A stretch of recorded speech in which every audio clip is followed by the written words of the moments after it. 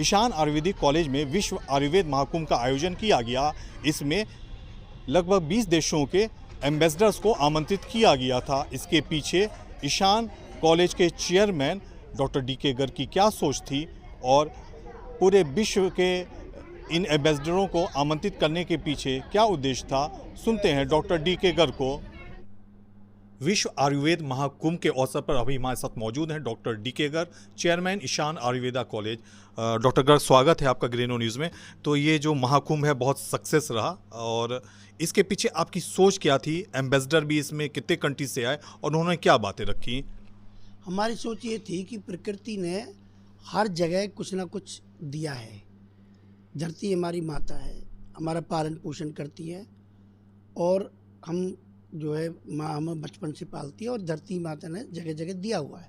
तो यदि इसका हम स्टडी करें तो मेरे विचार से जिसके पास डॉलर पॉइंट्स हैं वो रिच नहीं है।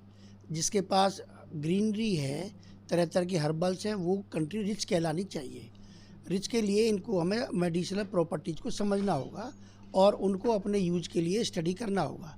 तो इसके लिए हम एक ग्लोबल पर्सपेक्टिव में जाएं तो हमें उसका पता चलता है।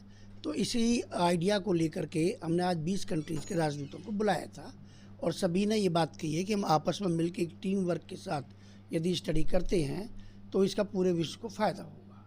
इसका कोई कमर्शियल एंगल नहीं है, एक सोशल एंगल है। वन सन, वन अर्थ, वन फैमिली। कितना प्रासंगिक रहा ये आज के समय में, अगर इस समिट की बात की जाए, कितना प्रासंगिक है ये पूरी तरह सफल है क्योंकि एक तो पूरे वर्ल्ड में, इंडिया की बात नहीं कर रहा हूँ, ये इस तरह का पहला प्रयास है जो एक प्राइवेट आयुर्वेदिक कॉलेज ने किया है।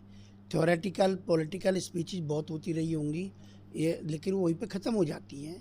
लेकिन हम तो इसको प्रैक्टिकल में इम्प्लीमेंट करना चाहते हैं और इसलिए हमने एग्जीबिशन भी लगाई जिसमें 250 तरह के हर्बल प्लांट्स थे मेडिसिनल और करीबन 350 तरह की मेडिसिनल हर्ब्स थी। तो इनको हम एक्चुअल में ये दिखाने के लिए कि इनका ये यूसेज है और आगे ऐसे कर सकते हैं, तो हमने सब अपने एक प्रैक्टिकल रूप में धरती पर उतारने के लिए लिया है। इसीलिए मेडिकल टूरिज्म की भी बात हुई कि एक कंट्री से दूसरी कंट्री में लोग जाएं। हम अपनी रिसर्च टीम भेजेंगे, वहाँ से भी बुलाएंगे, ऑनलाइन क्लासेस भी करेंगे। तो बहुत कुछ आसान हो गया है, तो हम इसका IT का क्यों नहीं यूज़ करें। तो उस एंगल से ये 100% सक्सेसफुल है। बात की जाए ईशान आयुर्वेद कॉलेज की, तो ये आपने बहुत अच्छा कार्यक्रम तो किया ही, साथ ईशान आयुर्वेद को बढ़ावा देने के लिए क्या कर रहा है और क्या फैसिलिटीज़ आप प्रोवाइड कर रहे हैं पब्लिक को? हम ईशान आयुर्वेद बढ़ावा देने के लिए सबसे पहले हम बचपन में ले जाते हैं किसी को। छोटे छोटे बच्चों में तरह तरह की बीमारियाँ जनरेट हो जाती हैं जिनका 50 साल के बाद पता चलता है, 60 साल के बाद पता चलता है।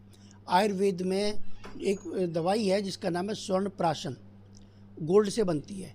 उसकी 2 बूंद बच्चे को दी जाती हैं एक स्वर्ण नक्षत्र में।